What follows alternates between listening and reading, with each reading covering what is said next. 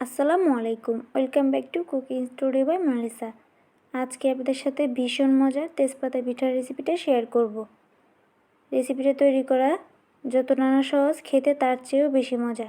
আপনারা রেসিপিটা একবার বাসায় তৈরি করলে বারবার খেতে মন চাইবে। চলুন আর বেশি কথা না বাড়িয়ে মূল রেসিপিতে যাওয়া যাক। প্রথমে আমি তেজপাতা পিঠার জন্য একটা বাটিতে 3টা ডিম ফেটিয়ে নিচ্ছি।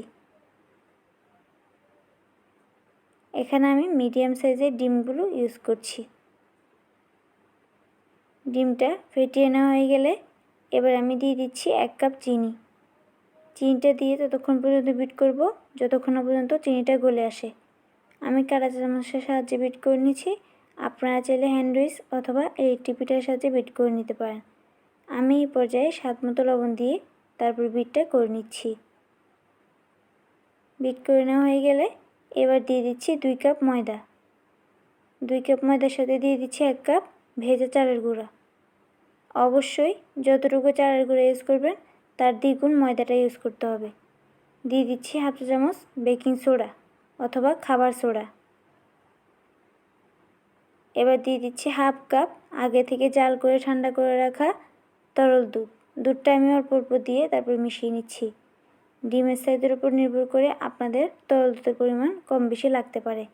যেহেতু তেজপাতা পিঠা, তাই এখানে আমি তেজপাতা নিয়ে পানি দিয়ে খুব ভালো করে ধুয়ে নিচ্ছি।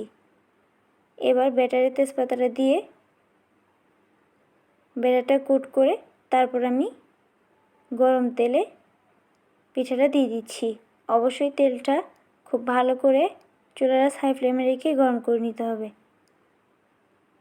এবার পিঠাটা দিয়ে উল্টে দিচ্ছি এবং উল্টে পাল্টে লালচে করে ভেজে নিব। অবশ্যই একটু লালচে করে ভেজে নিতে হবে। ভেজে নেওয়া হয়ে গেলে তারপর আমি আবারও ব্যাটারের মধ্যে দিয়ে দিচ্ছি। ব্যাটারের মধ্যে দিয়ে সেমভাবে আবারও কোট করে নিচ্ছি। সেমভাবে কোট করে তারপর আমি আবারও তেলের মধ্যে দিয়ে দিচ্ছি। এভাবে দিয়ে উল্টে পাল্টে লালচে করে ভেজে তুলে আমি আবারও সেম ব্যাটারে দিয়ে কোট করে আবারও ভেজে নিব।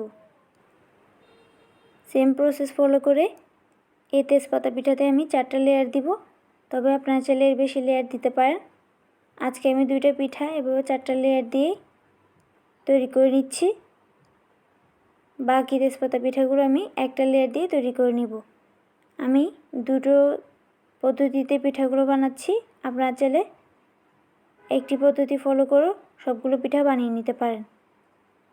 আপনাদের যাদের কাছে এভাবে কোটিং দেওয়া ঝামেলা মনে হয় তারা চাইলে আমার মতো 1 কোটিং দিয়েও তেজপাতা পিঠাগুলো বানিয়ে নিতে পারেন। 1 কোটিং দিয়ে বানিয়ে নেওয়ার জন্য আমি ব্যাটারে তেজপাতাটা ডুবিয়ে তারপর গরম তেলে দিয়ে দিচ্ছি এবং উল্টে পাল্টে লালচে করে ভেজে নিলেই হয়ে যাবে। ব্যাস, খুব সহজেই তৈরি হয়ে গেল ভীষণ মজার তেজপাতা পিঠা। এর আগে আমি আপনাদের সাথে পান্তুয়া পিঠার রেসিপিটা শেয়ার করেছিলাম।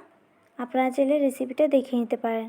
নোয়াখালীর অথেন্টিক রেসিপিতেই আমি পান্তুয়ার পিঠার রেসিপিটা শেয়ার করেছি। আশা করি আপনাদের ওই রেসিপিটাও ভালো লাগবে।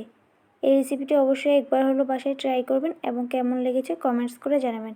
রেসিপিটি ভালো লেগে থাকলে প্লিজ একটি লাইক দিয়ে চ্যানেলটি সাবস্ক্রাইব করে পাশে থাকা বেল আইকনটি প্রেস করে দেবেন। আজকের মতো এখানে বিদায় নিচ্ছি। দেখা হবে পরবর্তী কোনো রেসিপি নিয়ে। সেই পর্যন্ত সবাই ভালো থাকবেন। আল্লাহ হাফেজ।